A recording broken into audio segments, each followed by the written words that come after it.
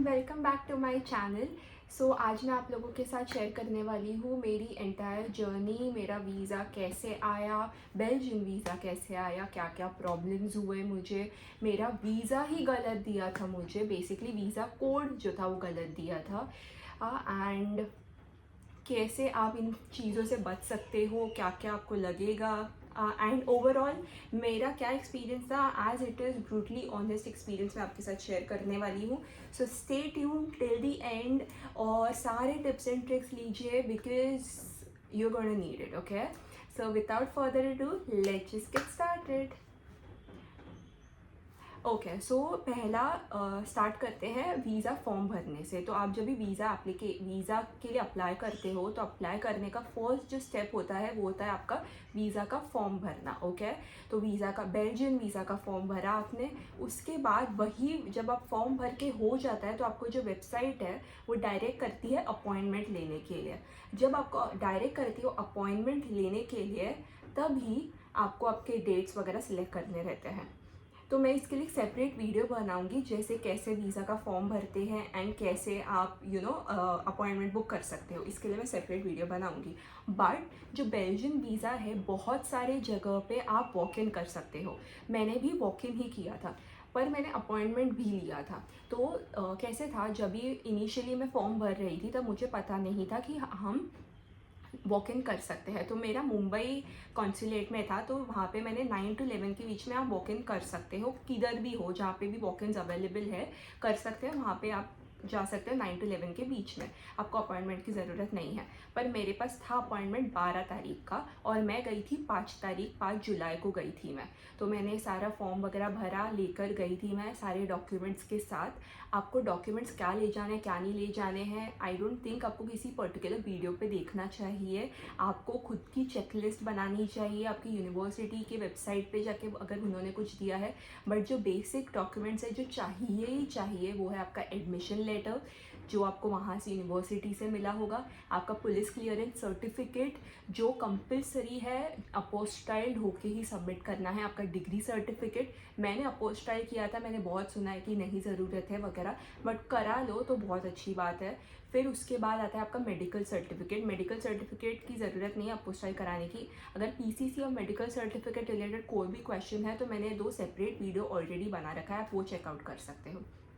तो अभी एक्सपीरियंस की बात, तो 5 तारीख को मैं चली गई थी अपने वीज़ा के लिए, वहाँ पे मैंने सारे अपने डॉक्यूमेंट्स दिए वगैरह वगैरह। अभी मैं क्योंकि इरास्मस स्कॉलरशिप होल्डर हूँ तो मुझे कोई कंट्रीब्यूशन फ़ीस या सप्लीमेंट्री फ़ीस नहीं भरना है। अगर आप नॉर्मल कैंडिडेट हो तो आपको कंट्रीब्यूशन फ़ीस बेल्जियन गवर्नमेंट को भी पे करनी है एंड प्लस आपको वीज़ा फ़ीस पे करना है और जो अपॉइंटमेंट फ़ीस है वो पे करना है।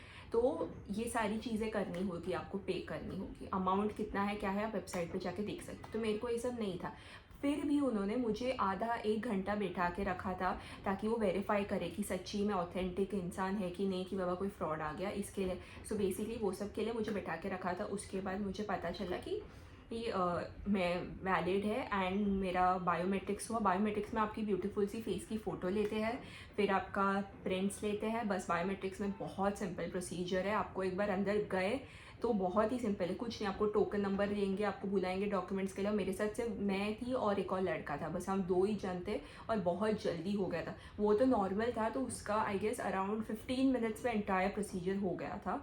एंड मेरा हुआ था लाइक, क्योंकि अगर ये नहीं होता तो मेरा भी हो जाता। बायोमेट्रिक्स तो बहुत ही लाइक 2 मिनट्स मैक्सिमम, उसके ऊपर नहीं लगेगा। वो करके आप बाहर आ गए।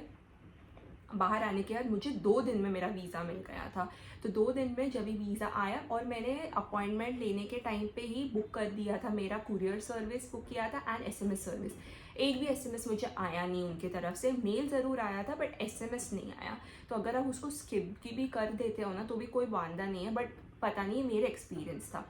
तो मेरे को वीज़ा आ गया, 2 दिन में घर पे आ गया। तो मैंने जब ओपन करके देखा, अभी मेरा जो प्रोग्राम है वो इरास्मस मोबिलिटी प्रोग्राम है, एज इन मैं एक अलग अलग जगह पे जाके पढ़ने वाली हूँ। तो मेरे वीज़ा में B35, so basically type D visa, अगर आप स्टूडेंट है तो वो तो मोर देन 90 डेज़ वो तो सबके लिए वैलिड है।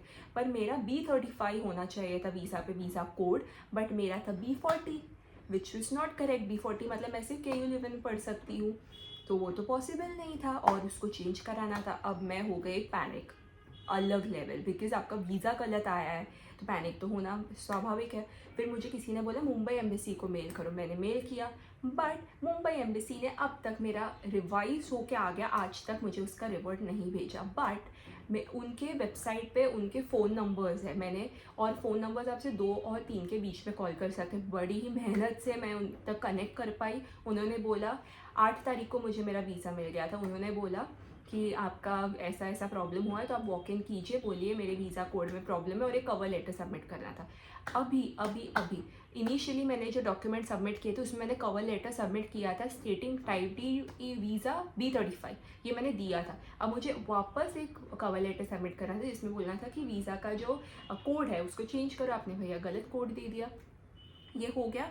फिर मैं वापस से कल गई थी, बेसिकली आज मुझे वीज़ा मिला, कल मैं वापस गई थी ये करके अपना प्रोसीजर कवर लेटर और पासपोर्ट लेके, फिर से गई थी। इतना दूर मेरे घर से वीज़ा ऑफिस बहुत दूर है, तो वापस गई मैं, प्रोसीजर सब दोनों डॉक्यूमेंट दिया, 5 मिनट में बाहर आ गई और फिर घर पे आ गई। ओके, वो हो गया। हाँ, तो 5 मिनट में मैं घर से वापस वहाँ से वीज़ा ऑफिस से वापस से आ गई, बाहर आ गई, घर पे आ गई। फिर मुझे आज सुबह कॉल आया कि मेरा वीज़ा हो गया है, मैं आ सकती हूँ कलेक्ट करने के लिए। तो जब मैं आज गई, अभी कल जब मैं गई थी तब मैं पूरा बिस्तर उठा गई थी डॉक्यूमेंट्स का, इन केस उन्होंने कुछ मांग लिया तो, बट उन्होंने कुछ नहीं मांगा। बट आज उन्होंने बोला कि रिसीट कहाँ है। अब कल जब मैंने सबमिट किया था मेरा पासपोर्ट, मुझे रिसीट तो क्या, मुझे तो कुछ भी नहीं दिया गया था। बोला था ठीक है आप कल आके कलेक्ट कर लो या फ़ोन आएगा आपके पास। मैंने पूछा कुरियर देंगे, तो बोला कुरियर नहीं मिलेगा क्योंकि आपने ऑलरेडी अवेल कर दिया है। दो इसमें मेरी मिस्टेक नहीं थी, बट ठीक है, इंसान है, हो जाता है मिस्टेक। वो बहुत कॉपरेशन दिखाया वीज़ा ऑफिसर्स ने, जो वहाँ पे मेरा लाइक कर रहा था initial document processing, he was very cooperative and everything, तो वो तो इशू नहीं था। और फिर अभी ये वाला चीज़ हो गया। आज मैं गई थी, थोड़ा स्टार्टिंग में ऊपर नीचे हुआ, बट ठीक है, हो गया, मैंने वीज़ा ले लिया, पूरा चेक किया बराबर है कि नहीं, और फिर घर पे आई। तो अभी मेरे तरफ से सो बेसिकली मुझे वीज़ा मिल चुका है करेक्ट वीज़ा कोड के साथ। तो बेसिकली जो टिप है, सिर्फ वीज़ा टाइप ही नहीं, वीज़ा कोड भी इक्वली इंपॉर्टेंट है, वरना वहाँ पे जाके क्या प्रॉब्लम आएगा ये कोई नहीं जानता भैया, वो अलग कंट्री है। सो इट्स मच बेटर कि आप ये स्टार्टिंग से यहाँ से करके जाओ।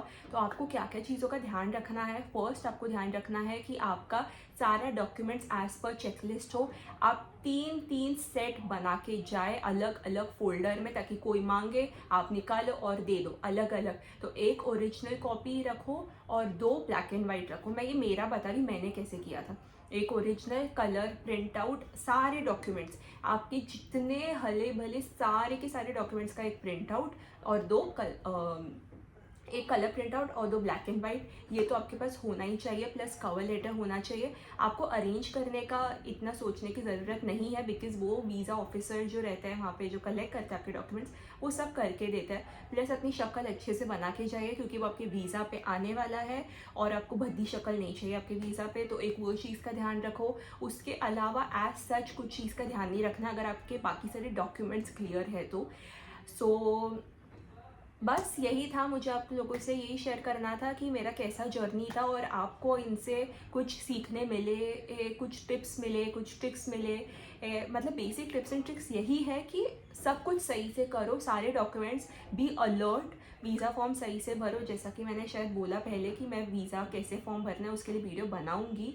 अगर आप लोग को चाहिए तो कमेंट सेक्शन में बताइए।